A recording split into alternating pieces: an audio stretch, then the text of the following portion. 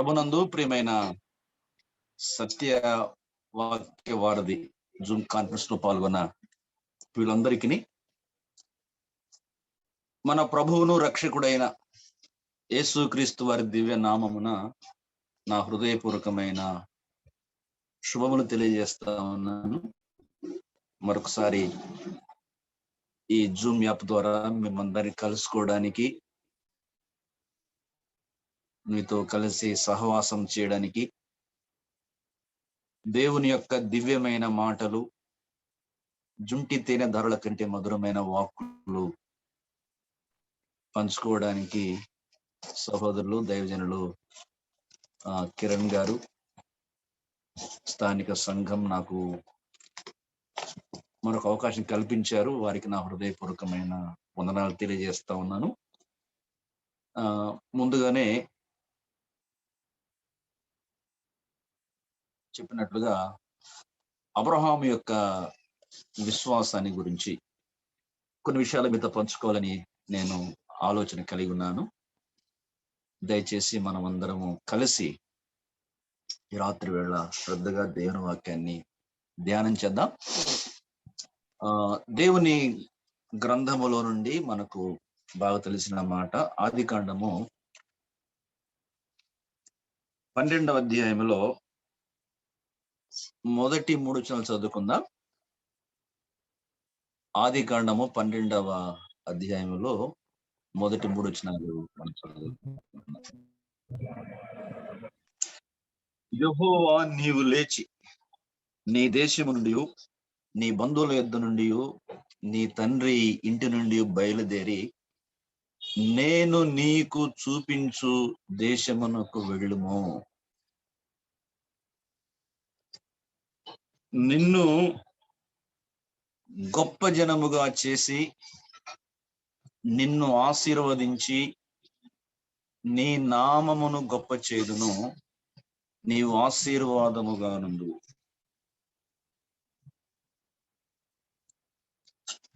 నిన్ను ఆశీర్వదించు వారిని ఆశీర్వదించెదను,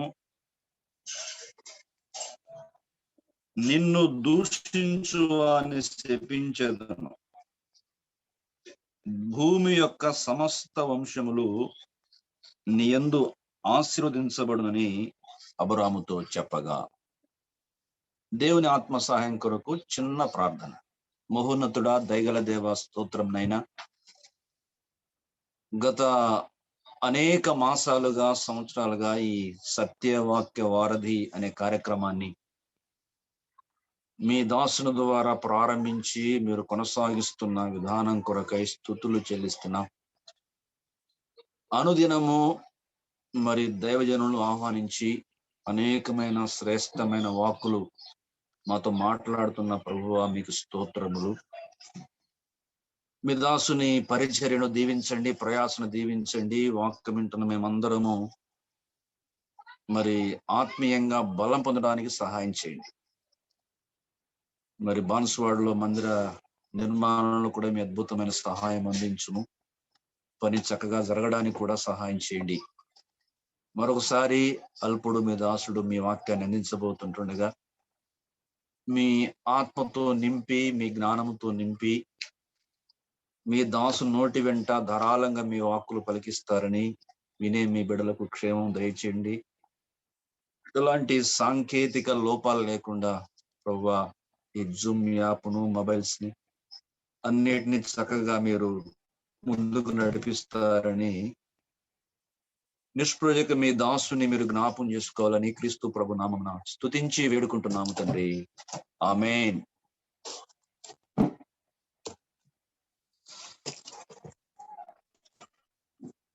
ప్రభునందు ప్రియమైన వారులారా,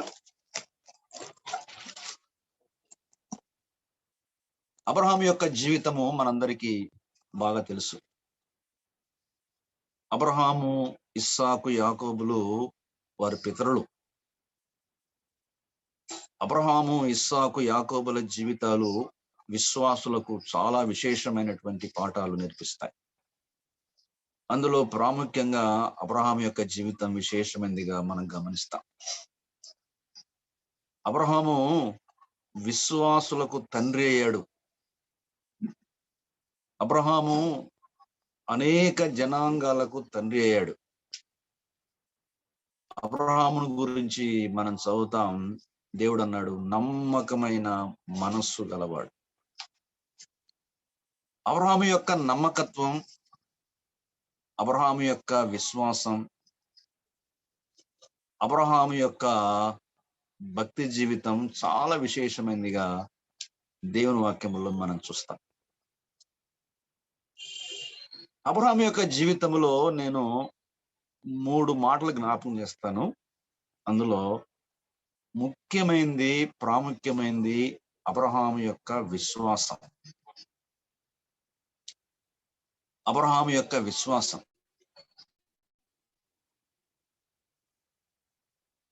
రెండవది అబ్రహాము యొక్క విధేయత. దేవుడు ఏమి చెప్పినా చేయడానికి సంసిద్ధంగా ఉంటాడు. అబ్రహాము యొక్క విధేయత. మూడవది అబ్రహాము యొక్క వినయం. అబ్రహాము యొక్క వినయం. అబ్రహాము జీవితం అంతా మనము గమనిస్తే ఈ 3 లక్షణాలు అబ్రహాం పునికి పుచ్చుకున్నాడు. నేను 3 మీకు చెప్పలేను, కానీ ఈ రాత్రి వేళ అబ్రహాము యొక్క విశ్వాసాన్ని గురించి మీకు చెప్పాలని నేను ఆలోచన కలిగి ఉన్నాను. ఆదికాండం 12వ అధ్యాయంలో మనం చదువుతున్నప్పుడు ఒక పేరు పెడుతున్నాను. అదేంటంటే Abraham's faith to risk. Faith to risk.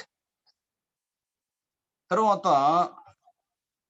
ఆదికాండం అధ్యాయం 17 చాప్టర్ 17 మనం గమనిస్తున్నప్పుడు Abraham's faith to trust. Faith to trust. తర్వాత ఆదికాండం 22వ అధ్యాయము మనం గమనిస్తున్నప్పుడు Abraham's faith to surrender. Faith to risk. Faith to trust. Faith to surrender. ఈ 3 విషయాలను ఈ రాత్రి వేళ నేను క్లుప్తంగా మీతో పంచుకోవాలని ఆలోచన కలిగి ఉన్నాను. మనలో అందరము దేవుని వాక్యం బాగా చదివేవారమే, ధ్యానం చేసేవారమే, బోధించేవారమే. మనకు చాలా విషయాలు తెలుసు, కానీ మరొకసారి ఆ విషయాలు జ్ఞాపకం చేసి దేవుని పిల్లలను రేపాలనేది నా తపన. దేవుని వాక్య వెలుగులో అబ్రహాము యొక్క విశ్వాసము ఎంత లోతైందో మనము గమనిస్తాం. ఇక్కడ ఒక మాట నేను మీకు చెప్పాలి. ఒకటి ఏంటంటే విశ్వాసము అనేది 2 విషయాలు మనకు జ్ఞాపకం చేస్తుంది. ఒకటి ఏంటంటే రక్షణార్థమైన విశ్వాసము. మొదటి విశ్వాసము రక్షణార్థమైన విశ్వాసము. దేవుని వాక్యం స్పష్టంగా చెప్తుంది. ఎఫెసీ పత్రిక 2వ అధ్యాయంలో 8లో ఉంది, మీరు విశ్వాసము ద్వారా కృపచేతనే రక్షింపబడి ఉన్నారు. మీరు విశ్వాసము ద్వారా కృపచేతనే రక్షింపబడి ఉన్నారు అనేది ఇది రక్షణార్థమైన విశ్వాసం. ఏ వ్యక్తి అయినా ప్రభువైన యేసుక్రీస్తు వారి యొక్క శిలువ బలియాగానికి వచ్చిన సువార్తను విని యేసు ప్రభు వారు నా కోసమే చనిపోయాడు, సమాధి చేయబడి తిరిగి లేచాడు, పాపిని నా స్థానాన్ని తీసుకున్నాడు, నా కొరకు బలైపోయాడు, దేవా నేను పాపిని, నా పాపాలు క్షమించుమని విశ్వాసముతో ప్రార్థన చేసినప్పుడు అతడు ఆత్మరక్షణ పొందుకుంటాడు. తర్వాత మనం గమనిస్తే చూడండి, కొరింథీ మొదటి పత్రిక 12వ అధ్యాయంలో వచనం 9లో ఇలా మనం చూస్తాం, మరి ఒకనికి ఆ ఆత్మ వలననే విశ్వాసమును, మరి ఒకనికి ఆ ఆత్మలనే స్వస్థపరిచే వరము. అంటే పరిశుద్ధాత్మ దేవుడు అనుగ్రహించే కృపావరాలలో విశ్వాసము కూడా ఒక కృపావరం.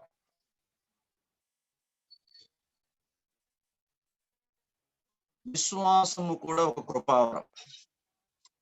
ఆ తర్వాత మనం గమనిస్తాం, గలతీ పత్రిక 5 చదువుతున్నప్పుడు 21లో ఉంటది, ఆత్మఫలం.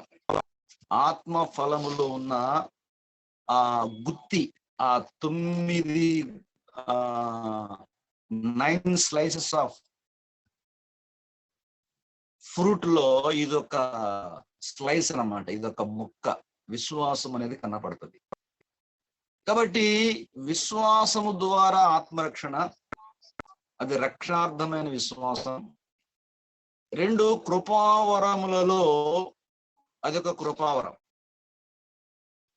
అంటే రక్షణార్థమైన విశ్వాసం రక్షిస్తుంది, కానీ కృపావరములో ఉన్న విశ్వాసము దేవుని కోసం అసాధారణమైన కార్యం చేయడానికి, దేవుని మీద పరిపూర్ణంగా ఆనుకోవడానికి, ఆధారపడడానికి సహాయపడుతుంది.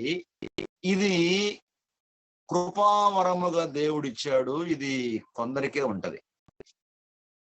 అయితే రక్షించబడిన ప్రతి విశ్వాసి కూడా ఆత్మ ఫలాన్ని చూపించాలి.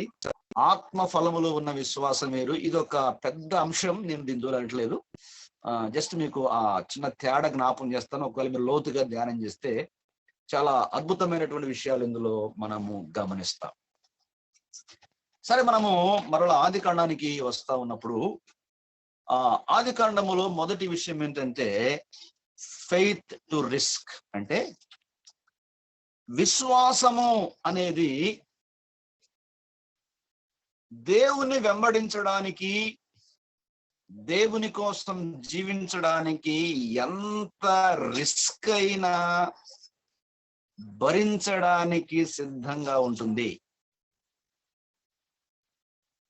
దేవుని మాటకు లోబడ్డానికి, దేవుణ్ణి వెంబడించడానికి at any cost, at any time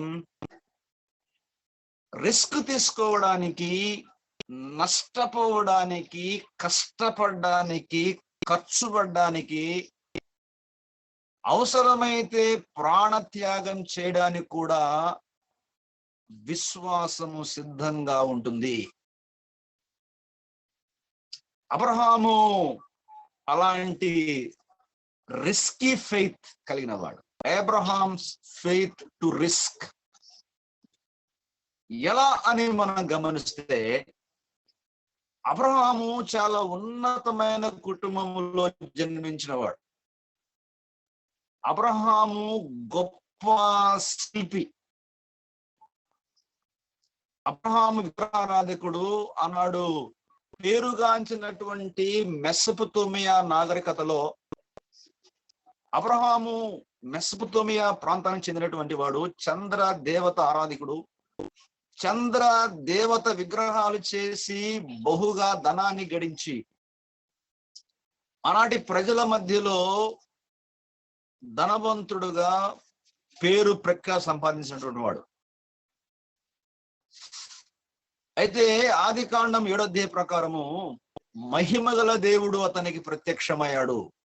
అంటే మంటి దేవుళ్లను, దేవతలను పూజిస్తున్నటువంటి అబ్రహాముకు, వీరే దేవుళ్ళు దేవతలను భావిస్తున్న అబ్రహాముకు గ్లోరియస్ లార్డ్ ఆయన ప్రత్యక్షమయ్యి, నేను మహిమగల దేవుణ్ణి అని పిలిచినప్పుడు ఈ మంటి విగ్రహాలను, మూగ విగ్రహాలను ప్రక్కన పెట్టి ఆ మహిమగల దేవుని వెంబడించడానికి పూనుకున్నాడు.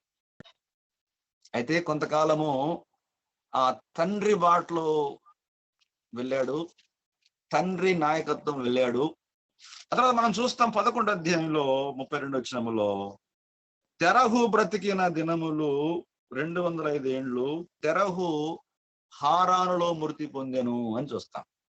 హారాను వరకు దేవుని మాట విన్న అబ్రహాము హారాను వరకు తండ్రితో పాటు, లోతుతో పాటు వచ్చాడు. ఇప్పుడు హారానులో అబ్రహాము యొక్క తండ్రి తెరహు మరణించాడు. ఇప్పుడు దేవుడు సెకండ్ టైం మరణంతో మాట్లాడుతున్నాడు. యెహోవా, నీవు లేచి నీ దేశము నుండి, నీ బంధువుల యొద్ద నుండి, నీ తండ్రి ఇంట నుండి బయలుదేరి నేను నీకు చూపించు దేశమునకు వెళ్ళుము. దేవుడు మాట్లాడుతున్నాడు, నీ దేశాన్ని విడిచిపెట్టాలి, నీ బంధువులను కూడా విడిచిపెట్టాలి, నీ తండ్రి ఇంటిని విడిచిపెట్టి బయలుదేరి నేను నీకు చూపించే దేశానికి వెళ్ళు. ఏ దేశమో చెప్పలేదు, ఏ ఊరు వెళ్ళాలో చెప్పలేదు, ఎక్కడ ఉండాలో చెప్పలేదు. నీవు బయలుదేరు, వెళ్ళు అనే మాట అబ్రహాము యొక్క విశ్వాసానికి పరీక్ష. ఏమండి విశ్వాసం అంటే అదే. దేవుడు అబ్రహాము వరుసగా ఏం చేయాలో చెప్పలేదు. అబ్రహాము దేవుని మాట విని ఒక్కొక్క అడుగు ముందుకేస్తా ఉంటే, ఆ తొలి అడుగు ముందుకేస్తే వెంటనే మళ్ళీ అడుగు, 3, 4, 5 అలా ఒక్కొక్క అడుగులో దేవుడు మాట్లాడుతూ నడిపించాడు. దీనికి అబ్రహాము రిస్క్ తీసుకున్నాడు. అదన్నమాట. నీ దేశాన్ని విడిచిపెట్టు అన్నాడు, నీ బంధువులు విడిచిపెట్టు అన్నాడు, నీ తండ్రి ఇంటిని కూడా విడిచిపెట్టు అన్నాడు. నిజంగా అబ్రహాము దేవుడు చెప్పినట్లుగానే బయలుదేరాడు. Pillar of faith to risk. చెప్పాలంటే అబ్రహాము అప్పటికే చాలా విడిచిపెట్టి బయలుదేరాడు, చాలా విడిచిపెట్టాడు. అబ్రహాము చాలా నష్టపోయాడు. దేవుని మాటకు లోబడడానికి, దేవుని మాట వినడానికి అబ్రహాము విస్తారంగా రిస్క్ తీసుకున్నాడు. నా ప్రియమైన వాళ్ళారా, విశ్వాసం అనేది రిస్క్ తో కూడింది. విశ్వాసులమైన, సంఘ పెద్దలమైన, సేవకులమైన దేవుని వెంబడించే క్రమంలో రిస్క్ తీసుకోవడానికి మనము ఎల్లప్పుడూ సంసిద్ధంగా ఉండాలి. విశ్వాస జీవితం అంటే పూల బాట కానండి, పూల పాన్పు కాదు. ఆర్థికంగా, ఆరోగ్యపరంగా, మానసికంగా ఎంతో దెబ్బతింటానికి, కష్టపడడానికి, ఖర్చు పడడానికి, నలిగిపోవడానికి కూడా మనము సిద్ధంగా ఉండాలి అనే మాట మనం గమనిస్తాం. మీకు ఒక ఇంగ్లీష్ లో ఒక మాట నేను జ్ఞాపకం చేస్తాను. దయచేసి దీన్ని ఆ స్క్రీన్ మీద గమనించండి.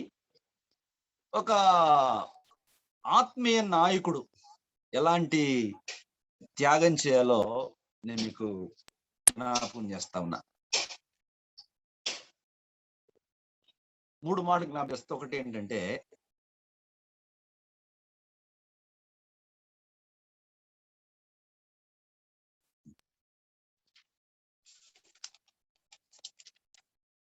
the godly leader is willing to risk everything on God's faithfulness and venture into the unknown.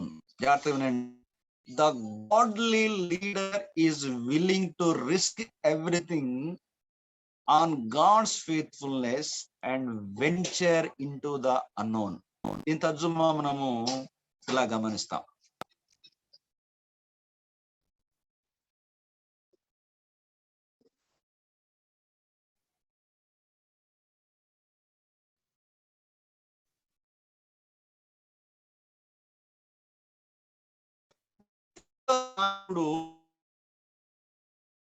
దేవుని పట్ల విశ్వాసముతో లేక నమ్మకముతో ప్రతి దాన్ని పణంగా పెట్టడానికి, తెలియని ప్రాంతములో ప్రవేశించడానికి సిద్ధంగా ఉంటాడు. ఒక భక్తిగా విశ్వాసి కాని, నాయకుడు కాని దేవుని విశ్వాసం పైన, నమ్మకత్వం పరిపూర్ణంగా ఆధారపడ్డాడు. ఆయన నమ్మకత్వాన్ని బట్టి దేన్నైనా పనంగా పెట్టి అది కొత్త స్థలమైన ఇంకేదైనా అందులో ప్రవేశం కొరకై అతడు సిద్ధంగా ఉంటాడు అన్న సంగతి. ఇదే విశ్వాసము రిస్క్ ను చేస్తుంది. అబ్రహాము జీవితంలో అదే మనం చూస్తాం. దేవుని మాట పట్ల నమ్మకముతో దేన్నైనా పనంగా పెరగడానికి, త్యాగం చేయడానికి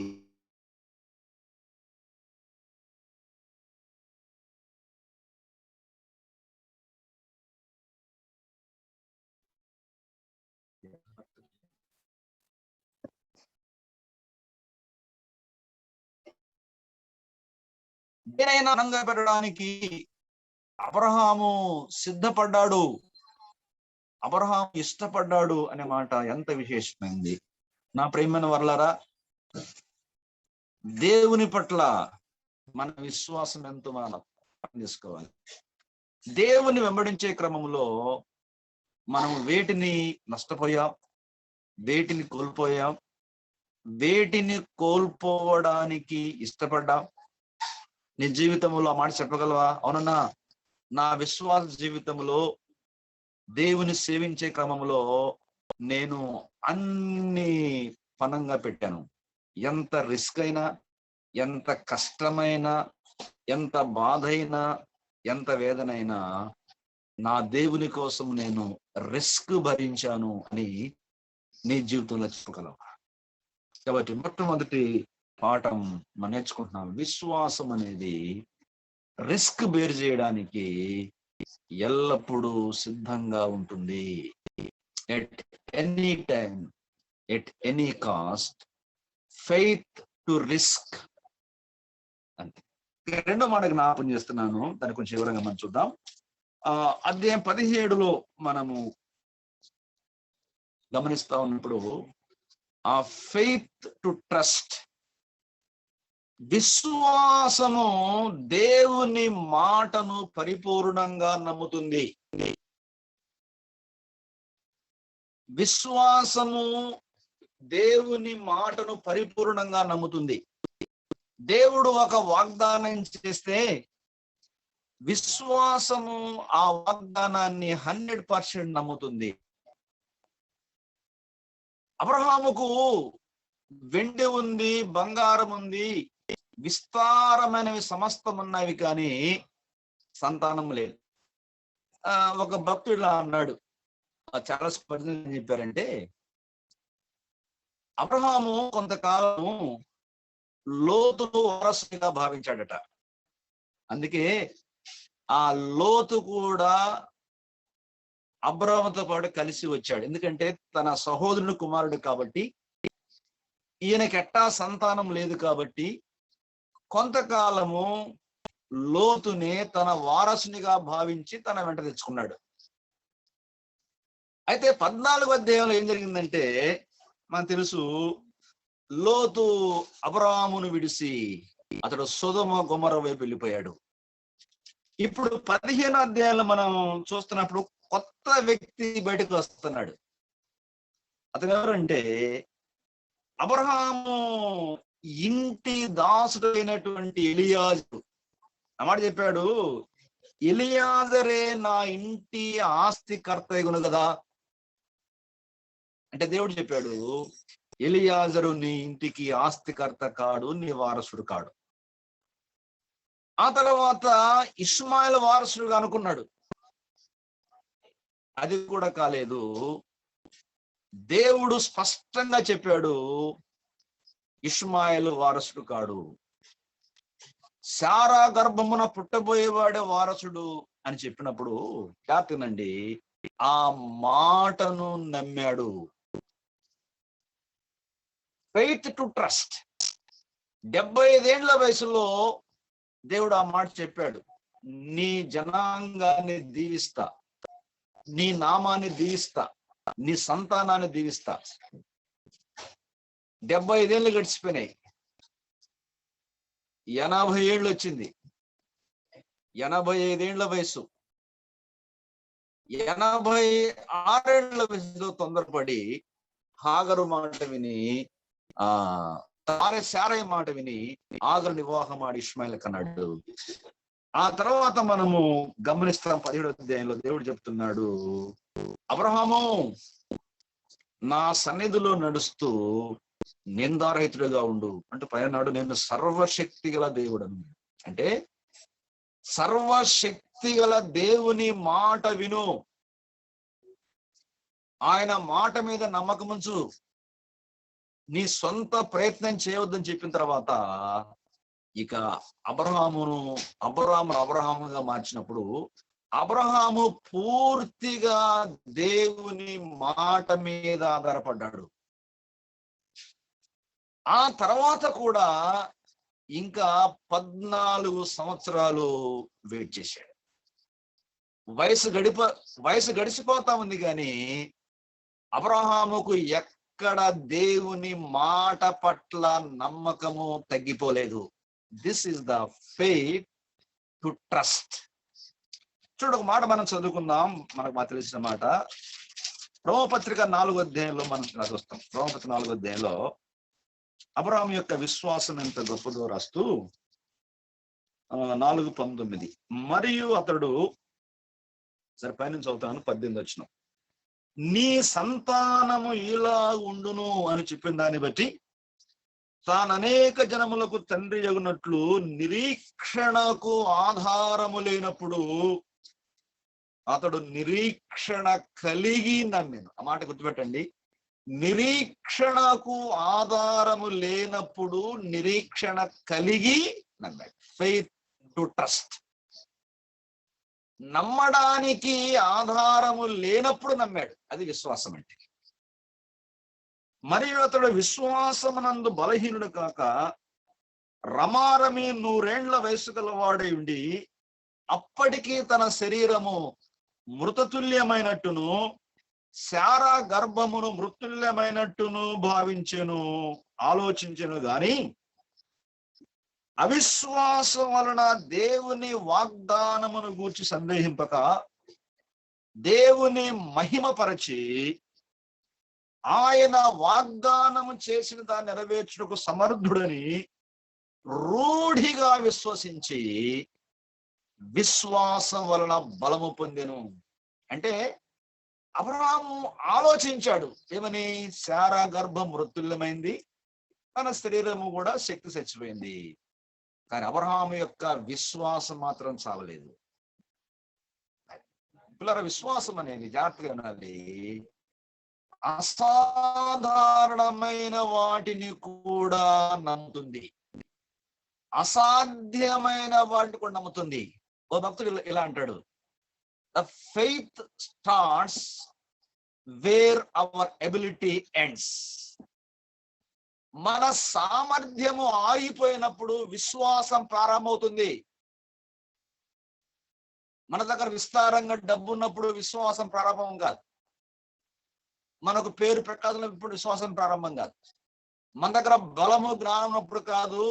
మన బలము తరిగిపోయినప్పుడు, మన జ్ఞానం తరిగిపోయినప్పుడు, మన శక్తి పోయినప్పుడు, మన చుట్టూ ఎవరు లేనప్పుడు ఆ ఫెయిత్ స్టార్ట్ అవుతుంది. ఈ విశ్వాసం అనేది దేవుని కోసం అసాధారణమైన అసాధ్యమైన కార్యాలు చేస్తుంది. చచ్చిపోయిన గర్భములో నుండి అందమైన బలమైన ఇస్సాకు పుట్టాడు. ఇది విశ్వాసం. విశ్వాసం అన్నది నిరీక్షింపబడు వాటి యొక్క నిజ స్వరూపమును అదృశ్యమైన ఉన్నవంటకు రుజువై ఉంది.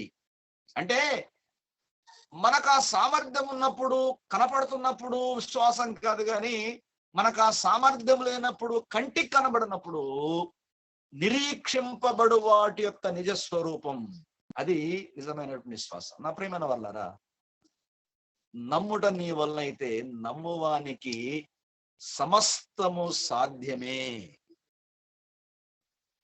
మన విశ్వాసం ఎంత ఉంది? విశ్వాసము దేవుని మాట మీద 100% నమ్మకం ఉంచుంది.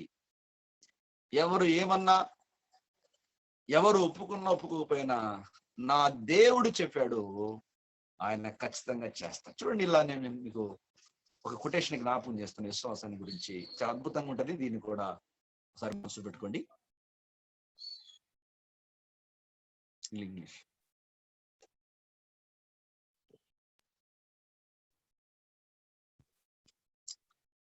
The godly leader does not rely on facts alone, but goes beyond facts to faith.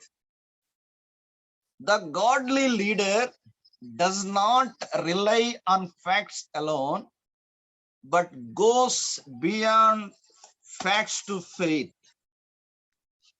అంటే దైవ భక్తి గల నాయకుడు వాస్తవాల మీద మాత్రమే ఆధారపడడు.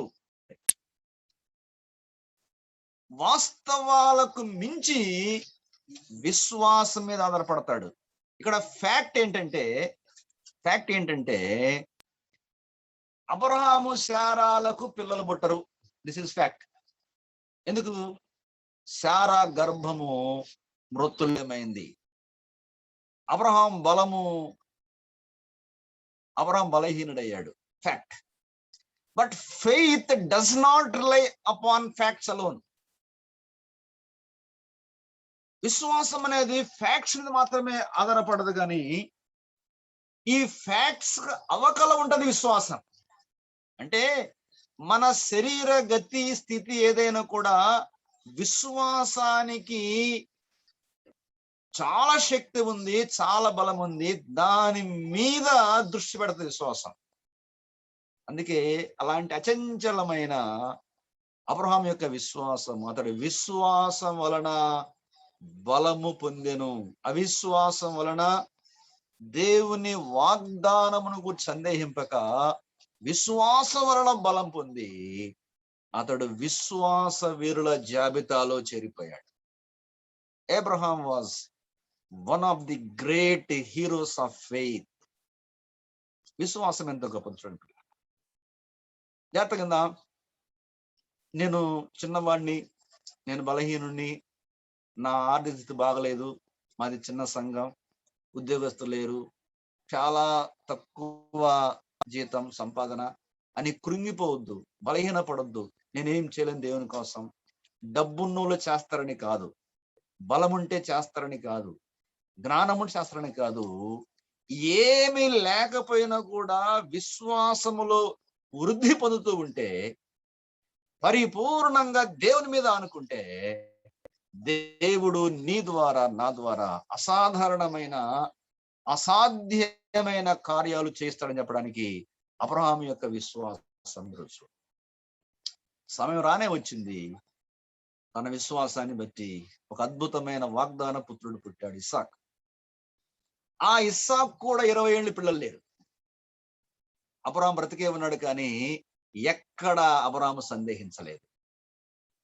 40 ఏళ్ల వయసులో వివాహం అయితే 60 ఏళ్ళప్పుడు పిల్లలు పుట్టారు ఇస్సాక్కి. 20 సంవత్సరాలు పిల్లలు లేరు, కానీ దేవుని మాట మీద అబ్రహాముకు విశ్వాసం ఉంది, ఇస్సాక్ కూడా ఉంది. ఒకేసారి ఇద్దరు పుట్టారు. ఆ ఇద్దరిలో ఒకడు యాకోబు, అతడు వాగ్దాన వారసుడు. యాకోబుకు 12 మంది. అక్కడి నుండి అబ్రహాము యొక్క సంతానం యాకోబు ద్వారా విస్తరించింది. దేవుడు తన మాటను తప్పక నెరవేరుస్తాడు. ఇక నేను 3వ మాట జ్ఞాపకం చేస్తున్నాను. చాప్టర్ 22 మనం గమనిస్తా ఉన్నప్పుడు అక్కడ ఫెయిత్ టు సరెండర్. విశ్వాసము దేవునికి లొంగిపోతుంది. విశ్వాసము దేవునికి తన్ను తాను సమర్పించుకుంటుంది. విశ్వాసము దేవుడు ఏం చెప్పినా, ఎంత త్యాగం చేయడానికైనా కొంచెమైన వెనుకాడదు. అదే ఫెయిత్ టు సరెండర్. లేక ముదుసలి వయసులో 100 ఏళ్ల వాడైన అబ్రహాముకు 90 ఏళ్ల శారాకు ఇస్సాకు పుట్టాడు. ఆ బిడ్డ పెరిగి పెద్దవాడవుతున్నాడు. అల్లారు ముద్దుగా పెంచుకుంటున్నాడు. మంచి యవ్వన వయసు వచ్చింది. ఒక రోజున దేవుడు ఇలా చెప్పాడు. దేవుడు అబ్రహామును పరిశోధించను అని చూస్తాం. చూడండి 22వ అధ్యాయంలో ఇలా మనం చదువుతాం. ఈ సంగతులు జరిగిన తర్వాత దేవుడు అబ్రహామును పరిశోధించను. ఎట్లనగా ఆయన అబ్రహామా అని పిలువగా అతడు చిత్తము ప్రభువా అని.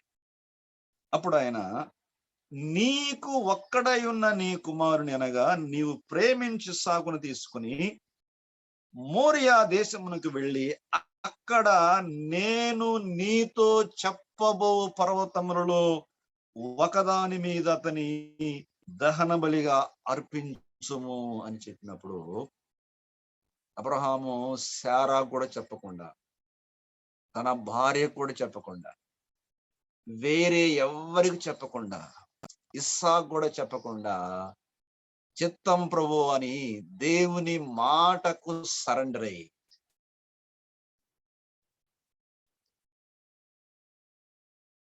లేక పుట్టిన తన కుమారుని, అల్లారు ముద్దుగా పెంచుకుంటున్న కుమారుని కోట్లకు, ఇప్పట్లో చెప్పాలంటే కోట్ల రూపాయల ఆస్తికి వారసుడైన తన కుమారుని తన చేతులారా వధించడానికి, చంపడానికి, దహన బలర్పించడానికి సిద్ధపడి ముందుకెళ్ళిపోతాడు. నేను ఒక మాట మీకు జ్ఞాపం చేస్తున్నాను, దయచేసి ఈ కొటేషన్ చూడండి, చాలా చక్కగా ఉంటుంది. ఒక ఆత్మీయ నాయకుడు ఎలా ఉంటాడో 3వ వాడిని జ్ఞాపం చేస్తున్నాను.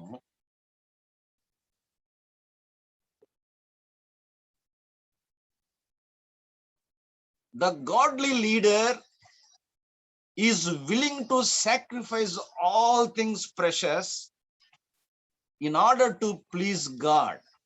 The godly leader is willing to sacrifice all things precious in order to please God. ఒక దైవ భక్తి గల నాయకుడు, ఒక దేవుని ప్రేమించే విశ్వాసి,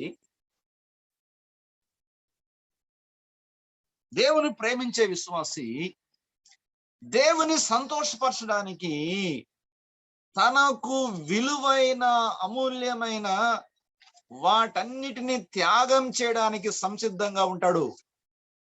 this is called faith to surrender. దైవ భక్తి గల నాయకుడు దేవుని సంతోషపరచడానికి అమూల్యమైన, విలువైన ప్రతి దానిని త్యాగం చేయడానికి ఎల్లప్పుడూ సంసిద్ధంగా ఉంటాడు. అబ్రహాము తన ఏకైక కుమారుని, తాను విపరీతంగా ప్రేమిస్తున్న కుమారుని ఎవ్వరికి చెప్పకుండా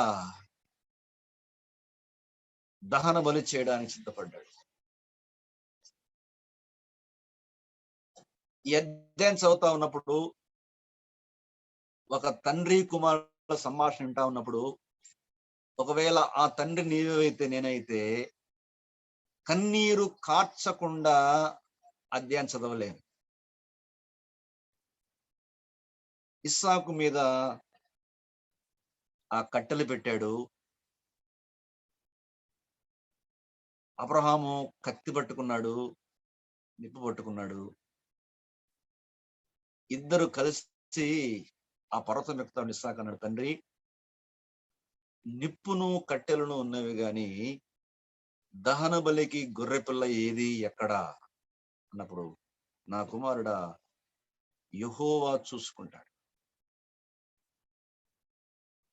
ఒక ముసలి తండ్రిగా అబ్రహాము యొక్క హృదయం చెమ్మగిలింది. కానీ అబ్రహాము ఇస్సాకు కంటే కూడా తన దేవుని ప్రేమించినవాడు. He surrendered himself unto God. He was willing to sacrifice everything precious to please his God. తన దేవుణ్ణి సంతోషపెట్టడానికి తనకు విలువైన, అమూల్యమైన దేన్నైనా త్యాగం చేయడానికి అబ్రహాము సంసిద్ధంగా ఉన్నాడు. దేవుడు చెప్పిందే తడవు. తన కుమారుడు ఇవ్వడానికి సిద్ధపడ్డాడు. అబ్రహాం తెలుసు, ఇస్సాకును బలిగా అర్పిస్తే తన వంశం డిస్ట్రాయ్ అయిపోద్ది. తన సంతానం ఇక ముందుకు వెళ్ళదు. కానీ ఇచ్చింది దేవుడు, తిరిగి ఇవ్వమన్న దేవుడు. కాబట్టి అబ్రహాము సిద్ధంగా ఉన్నాడు. నా ప్రియమైన వాళ్ళరా, ఫెయిత్ టు సరెండర్. మన జీవితాల్లో ఎన్నిసార్లు ఈ స్థాయికి మనం వచ్చాం? దేవుడు నీకు విలువైంది నాకు కావాలి అన్నప్పుడు, ప్రభువా నీకంటే నాకు విలువైంది ఏమీ లేదు, నన్ను ప్రేమించి నా కోసం నీ కుమారుని త్యాగం చేశావు, నన్ను ప్రేమించి నా కోసం నిన్ను నీవే సమర్పించుకున్నావు, నీ ప్రాణాన్ని నా కోసం త్యాగం చేశావయ్యా, నీకంటే గొప్పవి, నీకంటే ఇష్టమైనవి నాకేమి లేదు. Behold, I am ready to give everything, whatever you ask. నీ అడిగిన దేన్ని నేను ఇవ్వడం సిద్ధంగా ఉన్నాను చెప్పగలిగితే, this is the faith to surrender. చాలాసార్లు మన జీవితాల్లో దేవుడు మన చిన్న చిన్న వాటిని కూడా, సమయాన్ని, సంపద, సంతానం దేవునికి ఇవ్వలేక, అంటే దేవుడు మనకిచ్చిన వాటిని తిరిగి ఆయనకి ఇవ్వలేక ఎంతో కష్టపడుతున్నాం, ఎంతో బాధపడతా ఉన్నాం. తిరిగి ఆయనకు మనం ఇవ్వలేక చాలా ఇబ్బంది పడుతున్నాం. కానీ అబ్రహాము విశ్వాస వీరుడు మామూలు కాలేదు. Abraham father of the believers మామూలు కాలేదు. అబ్రహాము యొక్క విశ్వాసం ఎంత గొప్ప. నేను చివరిలో ఒక మాట చెప్తున్నాను. విశ్వాసము అనే మాటకు హీబ్రూలో యమునా అంటారు. యమునా. ఈ యమునా అనే పదము అమన్ అనే పద ఆవిర్భావం. అమన్, అమన్ అంటే నమ్మకము అని అర్థం. ఈ అమన్ అనే పదములో నుండి ఆమెన్ వచ్చింది. ఆమెన్ అంటే విశ్వాసము అంటే అర్థం ఏంటంటే టు సే గాడ్ ఆమెన్. అది కదా మనం ప్రార్థన చేసిన తర్వాత చివరిలో ఆమెన్ అంటాం కదా. సో బి ఇట్, అలాగే జరుగునుగాక. ప్రభువా సహోదరుడు ఏమైతే ప్రార్థించాడో అలాగే జరుగునుగాక. ఆమెన్ అంటే నేను పూర్తిగా ఏకీభవిస్తున్నా అని అర్థం. విశ్వాసం అంటే దేవుడు ఏమి చెప్పినా, ఏమి అడిగినా ఆమెన్ అని చెప్పడమే. చిత్తము ప్రభువా, హీరయాం. దేవా నీవు అడిగావు కాబట్టి, నీవు ఇవ్వమన్నావు కాబట్టి ఇస్తున్నా, ఆమెన్. ఇక రెండో మాట మాట్లాడకుండా, సంజాషి ఇవ్వకుండా ఆమెన్ అని చెప్పడమే విశ్వాసం. ఒకసారి మన విశ్వాసాన్ని పరీక్షించుకుందాం, మన విశ్వాసాన్ని ప్రశ్న వేసుకుందాం. అబ్రహాము యొక్క విశ్వాసంతో మన విశ్వాసాన్ని పోల్చుకుందాం. అబ్రహాము యొక్క రిస్క్ తో పోల్చుకుందాం. అబ్రహాము యొక్క నమ్మకంతో పోల్చుకుందాం. అబ్రహాము యొక్క త్యాగంతో పోల్చుకుందాం. ఏ స్థాయిలో ఉన్నాం, ఎక్కడ దాకా వచ్చాం, ఎక్కడ ఆగిపోయాం. మన స్థితిని రాత్రి అబ్రహాం యొక్క విశ్వాసం సవాల్ చేస్తాం. నా ప్రియమైన వాళ్ళరా, బైబిల్లో ఉన్న అనేక మంది భక్తులు, విశ్వాస వీరులు, వారి దేవుని కోసం ఎంత రిస్క్ అయినా పడ్డారు. దేవుని మాట మీద అచంచలమైన నమ్మకం ఉంచారు. దేవుడు ఏదడిగినా ఇవ్వడానికి సిద్ధంగా ఉన్నారు. అది వారి విశ్వాస జీవితాన్ని, వారి విశ్వాసంలో ఎంత అభివృద్ధి పొందారో, వారి విశ్వాసం ఎంతగా బలపడిందో మనకు స్పష్టంగా చెప్తా ఉంటుండగా ఈ రాత్రి ప్రభువా నా విశ్వాసాన్ని కూడా వృద్ధి పొందించు, నన్ను విశ్వాసములో అభివృద్ధి పరచు, నా విశ్వాసపు వ్రేళ్ళు ఊనుకొని నేను ఒక బలమైన ఆధ్యాత్మిక వృక్షంగా బలపడడానికి సహాయం చేయను అని ప్రార్థన చేసుకోవాలి. ఇంకెవరైనా విశ్వసించకపోతే, రక్షించబడకపోతే గమనించాలి, ఇట్లా విశ్వాసం అనేది గుడ్డిది కాదు. అబ్రహాం విశ్వాసం గుడ్డిది కాదు. అబ్రహాం యొక్క విశ్వాసము దేవుని మాట మీద ఆధారపడి. ఒక మాట చదువుతున్నాను. అబ్రహాంకి ఇంత విశ్వాసం ఎలా పుట్టింది అంటే, రోమపత్రిక 10:17 మనం చదువుకుంటే మనకు అంటే కంటతగా తెలిసిన మాట జ్ఞాపకం చేసుకుందాం. 10:11 ఇలా ఉంది. కాగా వినుట వలన విశ్వాసము కలుగును, వినుట క్రీస్తును గూర్చిన మాట వలన కలుగును. ఒక భక్తుడు అంటాడు, బార్బర్ షాప్కి వెళ్తే ఆ బార్బరికి లేకపోతే ఆ క్షౌరం చేసేవానికి, మంగళవానికి తల అప్పగిస్తాం. వాడు షేవింగ్ చేయొచ్చు, కుతికైనా చేయొచ్చు, నమ్మకంతో అప్పగిస్తాం కదా. బ్యాంకులో ₹1,00,000 డిపాజిట్ చేస్తాం నమ్మకంతో. వాడు మనకు తిరిగి ఇవ్వచ్చు, చాలా మంది ఎగ్గొట్టిపోయారు. కానీ చాలా మంది దేవుడు అంటే నమ్మరు. ఓ ఫూల్, ఓ వెర్రివాడా, మంగళవానికి నీ తలప్పగించావు, వాడు కుతికి కోసినా కొయ్యవచ్చు, నమ్ముతున్నావు. కష్టపడ్డ సొమ్ము ₹1,00,000 డిపాజిట్ చేస్తున్నావు, బ్యాంక్ వాడు ఎగ్గొట్టిపోయినా వాడు నమ్ముతున్నావు. నిన్ను సృష్టించి, పెంచి, పోషించి, నీకు జీవనం ఇచ్చి, జీవితం ఇచ్చి, జ్ఞానం ఇచ్చి, ఉద్యోగం ఇచ్చి, ఐశ్వర్యం ఇచ్చి, అన్ని ఇచ్చిన దేవుని పట్ల విశ్వాసం లేకపోతే ఎంత వెరితనమో ఆలోచించాలి. సృష్టికర్త అని దేవుని వెక్కిరించవద్దు, దేవుడు లేడు అనొద్దు.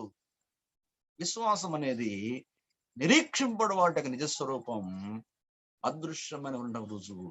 కాబట్టి ఎప్పుడైనా విశ్వాసం ఉంచు దేవుని మీద, నీ జీవితం భద్రంగా క్షేమంగా ఉంటుంది. నీవు పాపిపోయి ఉండగా, పాతాళం యొక్క శిక్షకు పాత్రుడవై ఉంటుండగా, భయంకరమైన శిక్షకు వెళ్ళవలసి ఉంటుండగా, నిన్ను ప్రేమించిన దేవుడు నీవు విశ్వాసం ఉంచినా ఉంచకపోయినా నీ కోసం తన ప్రాణం కూడా పెట్టాడు. నీ శిక్ష అంతా తన మీద వేసుకున్నాడు, చివరి రక్తబొట్టు వరకు కార్చాడు. స్టిల్ హీ లవ్స్ యూ, ఇంకా ప్రేమిస్తున్నాడు. ఈ రాత్రైనా విశ్వాసం ఉంచు, ఈ రాత్రైనా ప్రభువుని నమ్ముకో, రక్షించబడతావు. నీ జీవితం ధనమైపోయింది. హేతువాదిగా ఉండకుండా, దేవుడు లేడనకుండా సరే కళ్ళు తెరిచి చూడు, దేవుణ్ణి కనబడతాడు.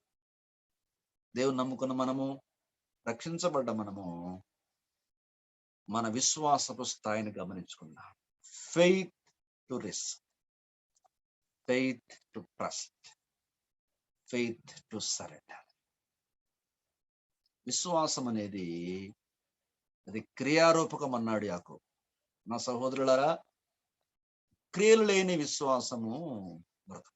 The faith without works are dead. ప్రాణము లేని శరీరము ఎలాగు మృతమో, ప్రాణము లేని శరీరము ఎలాగు మృతమో, అలాగే క్రియలు లేని విశ్వాసం మృతం. We have to show our faith to the world through our works, by our acts. మన క్రియల ద్వారా లోకానికి మన విశ్వాసాన్ని చూపించాలి. We have to exhibit our faith.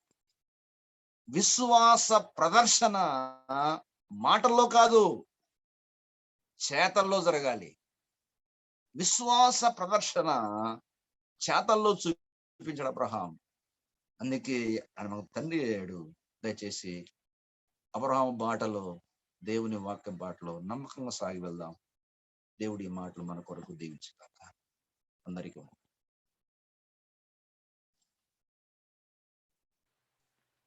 ఓకేనా? ఆ! వాక్యం అందించిన అబ్రహామునకు వందనాలన్నా. ఆ! చాలా సంతోషము. మరి ఇంతవరకు అబ్రహాం యొక్క విశ్వాసాన్ని మనం విన్నాం. ఎన్నో సార్లు కూడా వింటూ ఉంటున్నాం.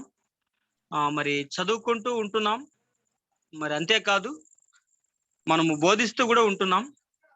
అయినప్పటికీ నిజముగా దేవాది దేవుడు అబ్రహాం విషయంలో మరి తాను చూపిన కృప, అంతేకాదు ఇప్పుడు అన్న చెప్పినట్టు ఆయన విధేయత, ఆయన మాటకు లోబడము, నిజంగా మనమే ప్రార్థన చేసి మనమే ఆమేన్ అంటుంటాం. మరి ఇప్పుడు వాక్యంలో బయలుపరచబడిన రీతిగా దేవుడు చెప్పినప్పుడు ఆమేన్, అవును ప్రభువా నేను సిద్ధము అని చెప్పేవారుగా మనం ఉండాలని, మరి అంతేకాదు నిజంగా అబ్రహాము అలా ఉన్నప్పుడు నీవు ఎలా ఉన్నావు అని ప్రశ్నించుకోవాల్సినటువంటి ఒక మాటను మనం వింటున్నాం. కనుక ప్రియ సహోదరులారా, జూమ్ లో ఉన్న మనమందరం మనమందరం నిజంగా ఆనాడు అబ్రహాము కనుగొన్న మహిమను, ఈనాడు అదే మహిమ మనల్ని ప్రేమించింది. ఆ మహిమను మనము మళ్ళీ కనుగొని ఆయన మహిమలో సాగుతున్నాం. నిజంగా మనము అబ్రహాంని మనల్ని పోల్చుకుంటే మనం ఎక్కడుంటున్నాం? అబ్రహాం చూపినట్టు విధేయత చూపగలమా